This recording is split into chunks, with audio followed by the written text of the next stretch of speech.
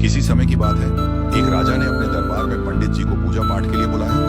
पूजा के बाद राजा ने पंडित जी से 3 जटिल सवाल पूछे। 1. भगवान कैसे दिखते हैं? 2.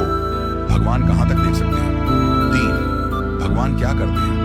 पंडित जी थोड़े सोच में पड़ गए और बोले, महाराज, इन सवालों के उत्तर देने के लिए मुझे थोड़ा समय चाहिए। राजा ने उन्हें 1 महीने का समय दिया।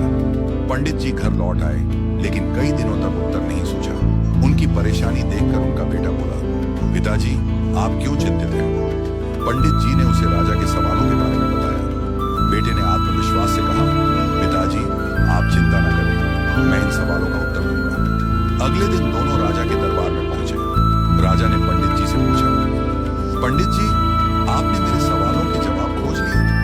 पंडित जी ने कहा, महाराज, मेरे बेटे ने इन सवालों के उत्तर देने का जिम्मा लिया है। राजा ने पूछा, तो बताओ, पहला सवाल, भगवान कैसे दिखते हैं? पंडित जी के बेटे ने मुस्कुराते हुए कहा, महाराज, कृपया एक कटोरी दूध मंगवाइए। दूध लाया गया। लड़के ने उसमें अपनी उंगली डालकर घुमाना शुरू कर दिया। राजा ने चौंक कर पूछा, ये क्या कर रहे हो? लड़के ने शांत स्वर में कहा, महाराज, क्या आपको इस दूध में मक्खन दिख रहा है? राजा ने सिर हिलाया और कहा, नहीं। लड़के ने उत्तर दिया, मक्खन इस दूध में ही है, लेकिन उसे निकालने के लिए दही जमाकर मथना पड़ता है। ठीक वैसे ही भगवान हर जगह है, पर उन्हें देखने के लिए ध्यान, साधना और सेवा का वर्तन करना पड़ता है। राजा ने मुस्कुराते हुए कहा, अच्छा उत्तर दिया।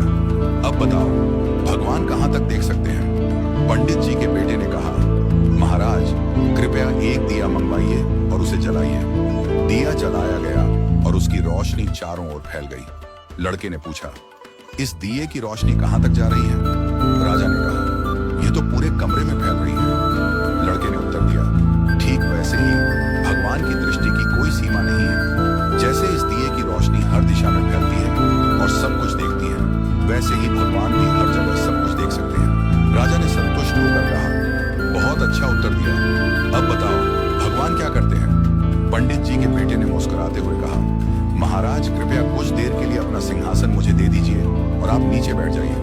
दरबारियों में खुसर फुसर होने लगी, पर राजा को जिज्ञासा थी, इसलिए उसने उसे सिंहासन पर बैठने की अनुमति दे दी।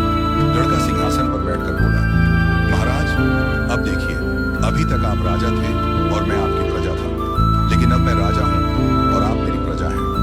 यही भगवान की लीला है। भगवान जिसे चाहते हैं उसे ऊंचाई पर बिठा देते हैं और जिसे चाहते हैं उसे नीचे उतार देते हैं। यही उनका काम है। राजा यह सुनकर चकित रह गया।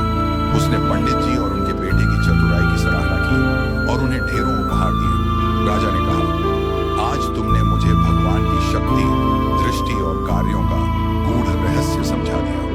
इस घटना के बाद राजा ने विनम्रता और सेवा का भाव अपनाया